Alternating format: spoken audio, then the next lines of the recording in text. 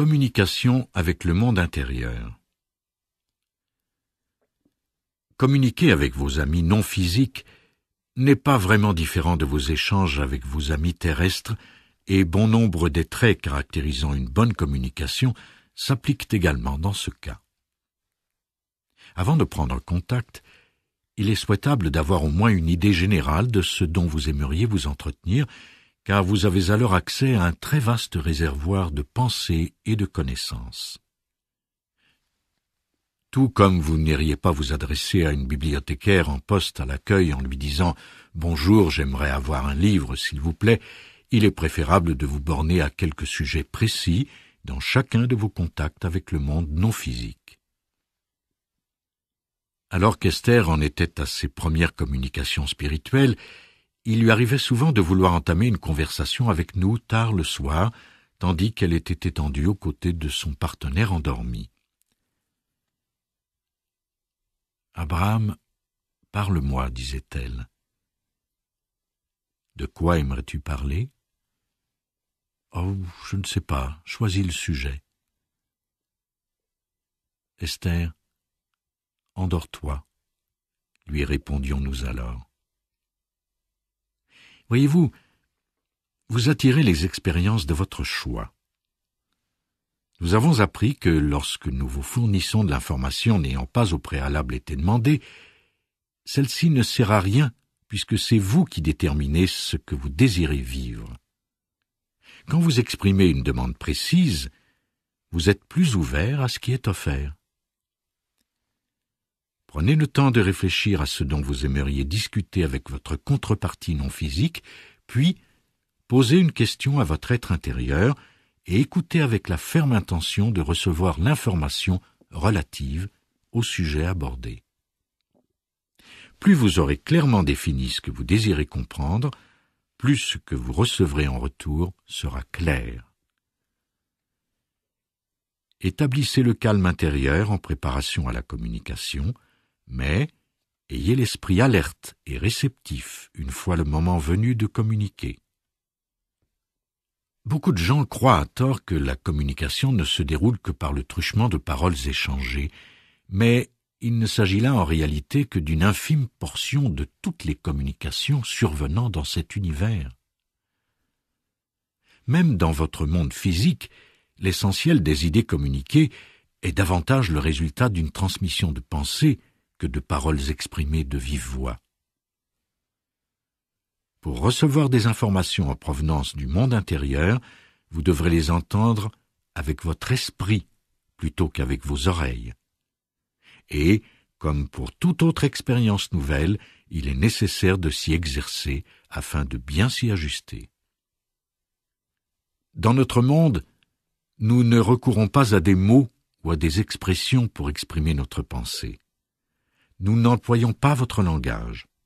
Nous émettons des blocs de pensée purs et universels qui sont comprises par tout ce qui existe. L'homme présume, souvent incorrectement, que les mots ou le langage sont nécessaires à une communication limpide. Vos très jeunes enfants, qui ne sont pas encore capables de parler, reçoivent de vous des blocs de pensée très clairs. Même s'ils ne comprennent pas toutes les subtilités de vos propos, ils saisissent pour l'essentiel ce qui se passe dans votre vie et ressentent continuellement l'état émotionnel dans lequel vous vous trouvez. Vos animaux ne parlent pas non plus, mais ils perçoivent aussi vos pensées et celles des autres animaux.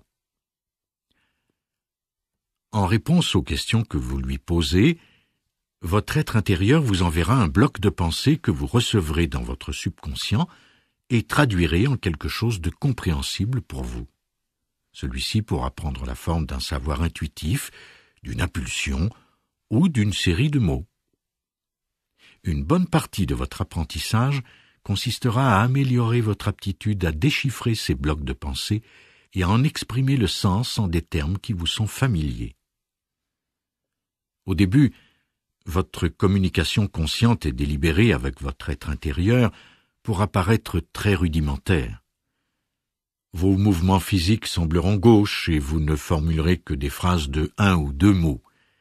Mais plus vous passerez de temps dans un mode réceptif, plus votre aptitude à recevoir s'améliorera.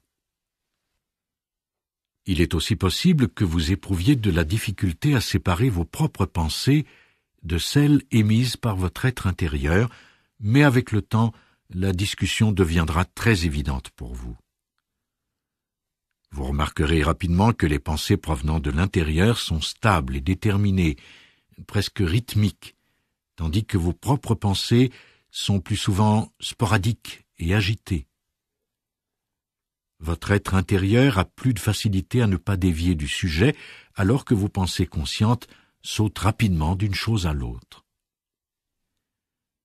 Si votre intention de recevoir avec clarté a été très fermement affirmée, et que vous permettez néanmoins à vos pensées conscientes d'entraver ou d'étouffer ce qui vient de votre être intérieur, vous éprouverez alors un profond malaise à l'égard de ce que vous recevrez. Vous serez envahi par le doute, agité ou irrité. Ce ne sera pas une expérience satisfaisante. Il vous suffit alors de réaffirmer votre intention de recevoir avec clarté pour rétablir la communication et régulariser le flux des pensées.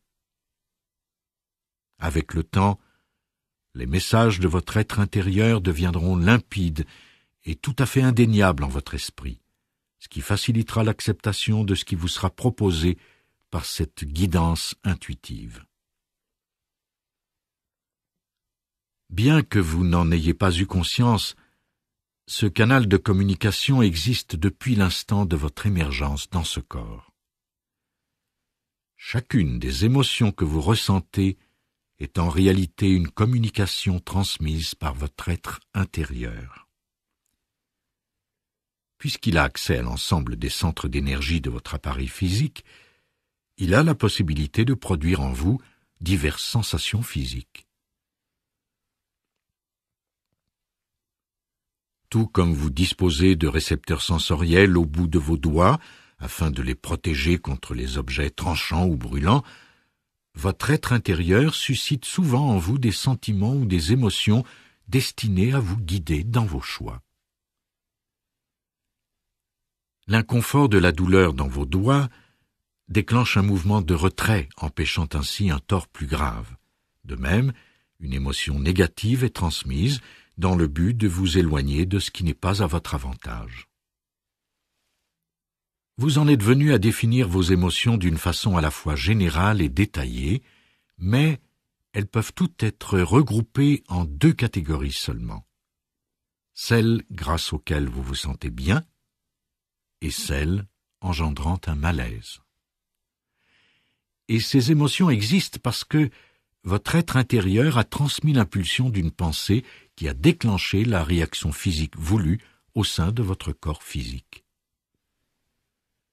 Votre être intérieur est constamment disponible pour vous aider à obtenir ce que vous avez choisi et à éviter ce qui ne vous convient pas. Il sait quels sont vos principaux objectifs et lesquels sont plus importants que les autres. Non seulement votre être intérieur considère-t-il les facteurs relatifs à cette expérience physique, mais il se souvient des intentions que vous aviez lors de votre émergence en ce corps. Il tient donc compte de chacune d'elles dans l'élaboration de la guidance qu'il vous offre. En somme, il est éternellement conscient de tout ce qui se passe en vous. Il vous guide au moyen des émotions qu'il vous transmet afin de vous aider à savoir, dès l'instant où émerge l'émotion, si vous faites ou non ce que vous désiriez accomplir. Une fois que vous aurez accepté l'existence de votre être intérieur et la perpétuelle expérience de croissance dans laquelle vous êtes engagé, vous pourrez reconnaître l'incroyable source de sagesse, de clarté et de force qui vous habite. Vous possédez déjà tous les talents et aptitudes que vous désirez avoir. Il vous suffit simplement de leur permettre de faire surface.